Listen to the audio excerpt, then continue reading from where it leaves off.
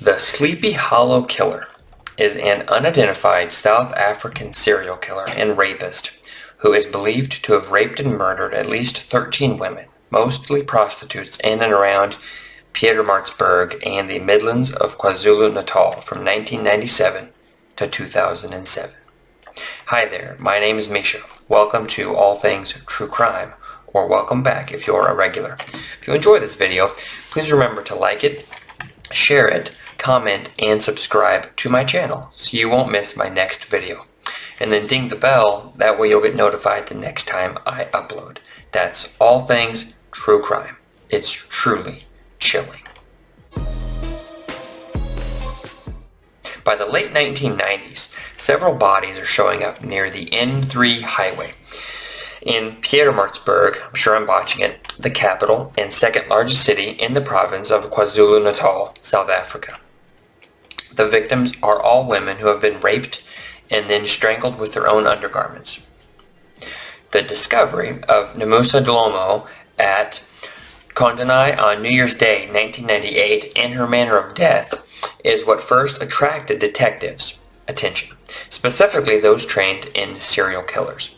Upon investigation, they unearthed numerous similar murders, and then slowly a pattern emerged.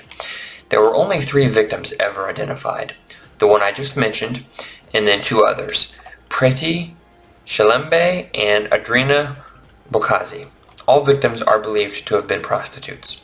In 2001, the authorities put together a special task force to determine whether or not these women are all victims of the same person, a serial killer, right?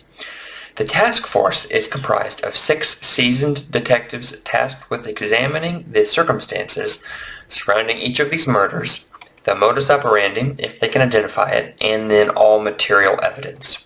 They exhume 7 bodies and attempt facial reconstruction. The whole investigation is a bust and leads to nothing, unfortunately, and then it's closed the same year it's opened. Okay.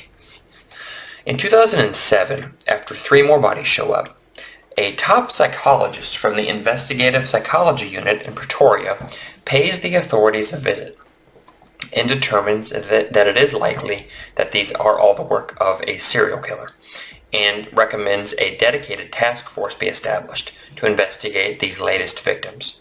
So between February and October of 2007, the bodies of 3 women are discovered near the N3 highway, similarly as before, and that is similarity number 1. The first is found behind the M.L. Sultan High School in February, the second near Liberty Midlands Mall in June, and the third between Hilton and Peter Brown Drive in October. Like previous victims, these women were raped and then strangled with their own undergarments before being dumped near the N3 highway. So similarities number 2 and 3. The big difference, though, between these 2007 victims and the original 1990s victims is that these 3 are found burned beyond recognition. So that's a new element. But if it is the same serial killer and he has taken an 8+ year cooling off period, who knows what he might change in his process when he picks back up. Maybe he added fire as a means of covering his tracks and destroying all physical evidence that he may have left behind. Who knows? Or maybe it's not the same dude, right? Also, serial killers are usually highly intelligent and they watch the news to keep up on what is being said about their victims and maybe them.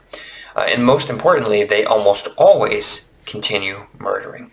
So authorities are keeping tight lips, but it seems additional bodies fitting the serial killer's MO and with his signature have been discovered near Bloemfontein and Port Elizabeth.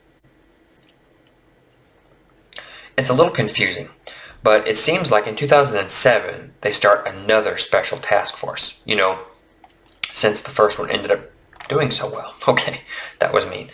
However, on January 30, 2008, I'm going to destroy this name, Pofomeni, in a small settlement called Curry's Post, north of Howick, a 32-year-old man is arrested for allegedly murdering a 30-year-old woman.